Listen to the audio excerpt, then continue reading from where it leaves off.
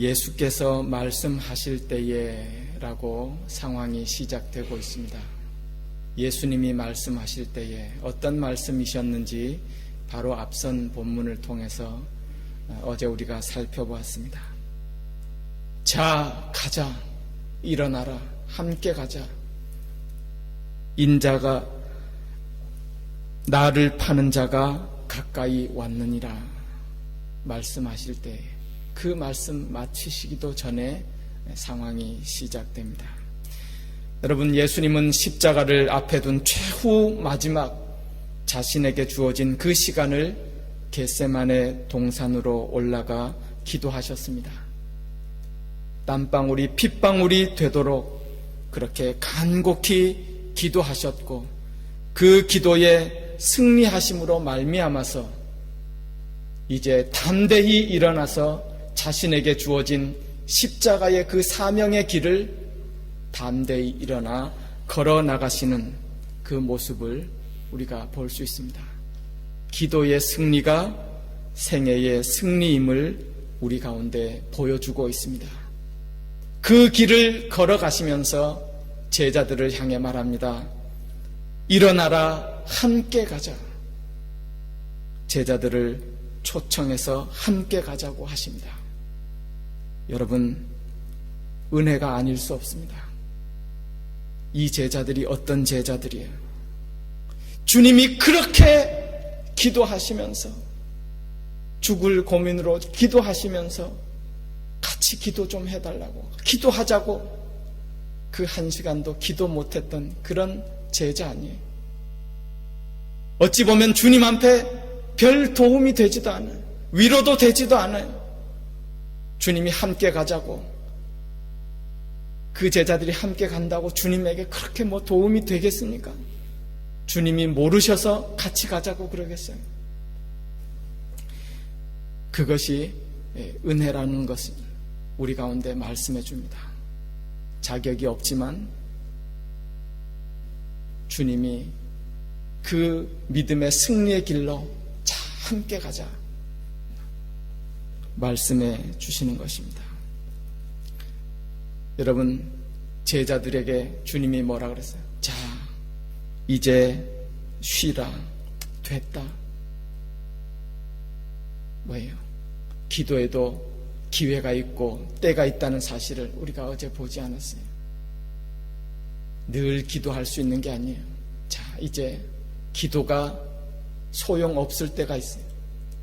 일이 다 종료되고 나서 기도가 의미 없어요. 더 할 시간이 없을 때가 있어요. 기회 있을 때에 기도하는 것 얼마나 중요한 일인지 모릅니다. 여러분, 어찌 보면 또 우리 교회적으로 하나님이 주신 기도의 기회가 이런 기회잖아요. 절기를 맞아서 고난주간 특별 기도회 기도합시다. 이것도 기도에 하나님이 주시는 기회예요.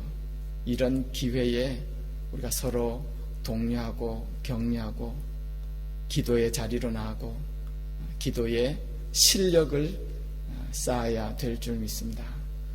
여러분, 제자들에게 주님이 기도를 부탁하시고요, 돌아오셔서 말씀하신 거 우리가 기억하죠. 어떻게 한 시간도 깨어서 기도할 수 없느냐. 제자들이 다 피곤해 지쳐서 기도하지 못했어요. 여러분, 문자적으로 얽매이는 것 좋지 않습니다.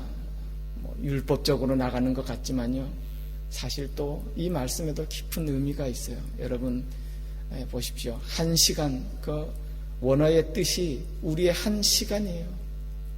한 시간도 깨어 기도할 수 없느냐. 제자들이 제 생각에도 그래요. 처음에 왜 기도하지 않았겠어요? 예수님이 좀 깨어 기도하자 가셨을 때, 그래서 처음엔 조금 기도했겠죠.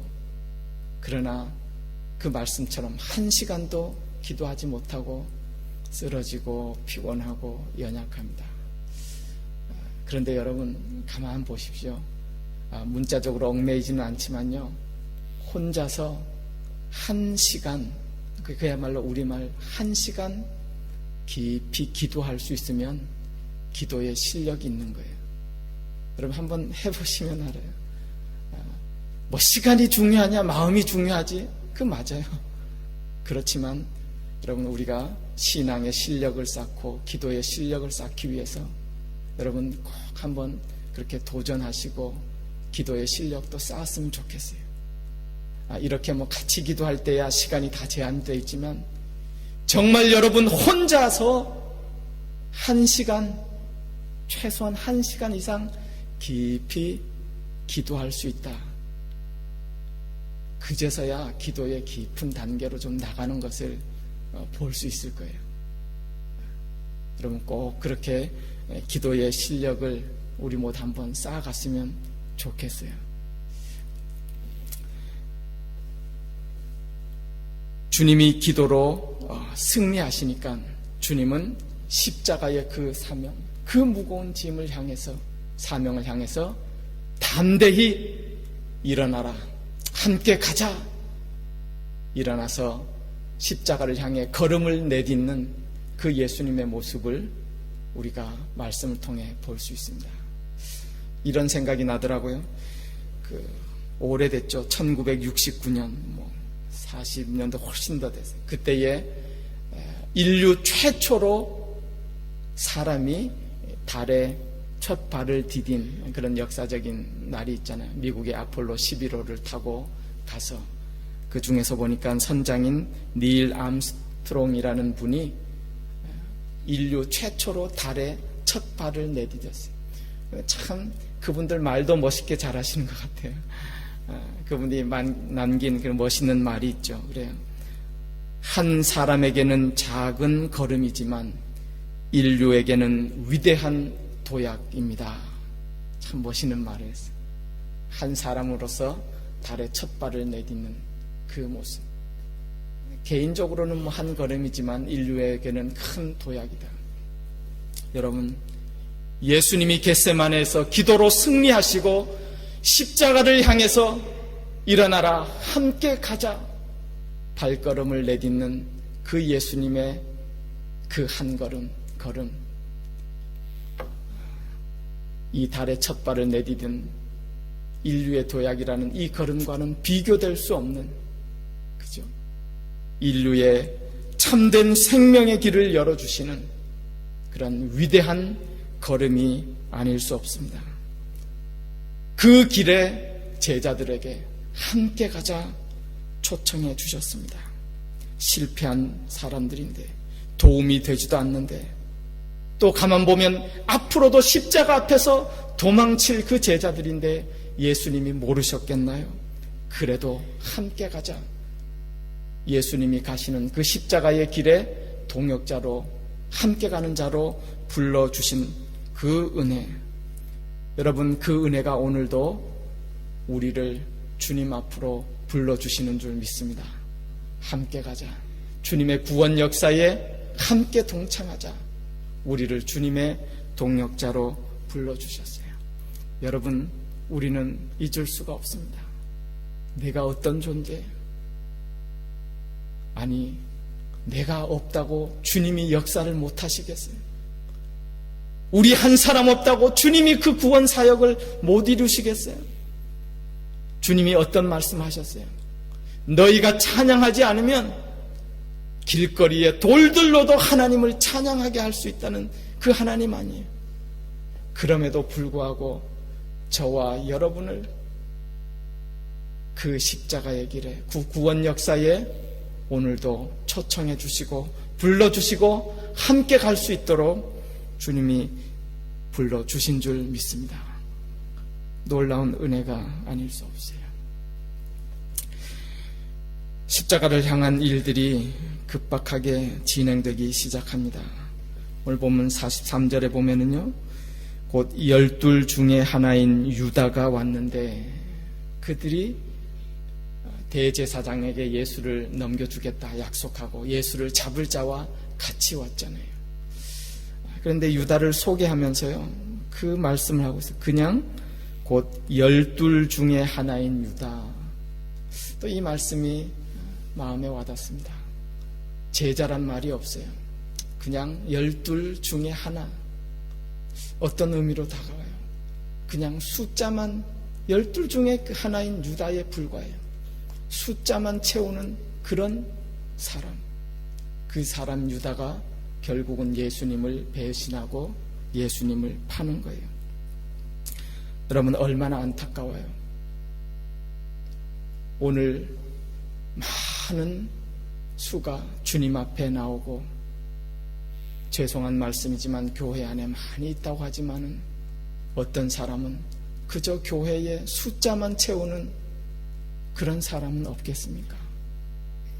진정한 자신이 예수님 앞에서 예수님을 영접하고 참 제자가 된 것이 아니고 그냥 무리 안에 숫자 안에 껴서 그냥 숫자 중에 하나로만 남는 그런 사람은 없을는지요.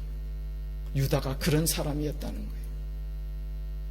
다른 복음서에 보면 그 유다를 향해서 예수님이 얼마나 안타까우셨어요. 그래서 그런 말씀하셨잖아요. 차라리 태어나지 않는 것이 저에게 좋을 뻔하였느니라. 얼마나 안타까운 그런 인생이겠어요. 여러분, 전 세계 모든 사람들이 생일을 당하면 부르는 노래가 있죠. 우리가 다 압니다. 무슨 노래요? 생일 축하합니다. 생일은 다 축하해요. 이 세상에 태어난 것을 다 축하해요. 그게 온 세상 사람들의 마음이잖아요. 그럼에도 불구하고 유다 같은 경우에는 태어나지 않는 것이 저에게 좋을 뻔하였느니라. 얼마나 안타까운 그런 모습인지 모릅니다. 어떤 공동체에서도 그런 사람이 있어요. 저 사람은 별 쓸데가 없어. 가치가 없어. 얼마나 불쌍해. 아니, 저 사람은 이 공동체에 차라리 없는 게 나아. 그렇다면 얼마나 비극이에요. 얼마나 안타까운 모습이에요. 하나님이신 주님이 유다를 보니까 차라리 태어나지 않았으면 저에게 좋을 뻔하였느니라. 이런 비극적인 인생, 이런 안타까운 인생이 어디 있겠습니까? 살면서 주님을 그렇게 가까이 보았어요. 아니, 몸을 부딪히고 밥을 같이 먹고 3년 동안 동고동락하면서도 주님을 참된 구세주로 모시지 못하고 영접하지 못하고 믿지 못한 가룟 유다. 태어나지 않는 것이 저에게 좋을 뻔한 그런 사람, 오늘에는 없겠습니까?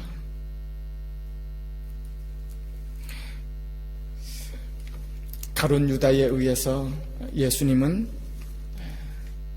저들에게 잡혀서 저들에게 붙잡힐 때에 오늘 본문에 보면 그런 말씀이 있어요. 예수님의 제자 중에 한 사람이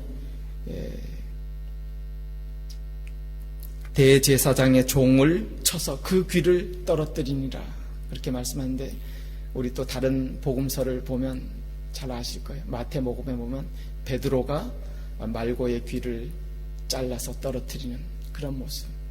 그때에 예수님이 베드로를 말리시잖아요. 그죠? 칼을 쓰는 자는 칼로 망한다. 그러면서 중요한 말씀을 주셨어요. 이러지 않으면 어떻게 성경이 이루어지겠느냐, 응하겠느냐.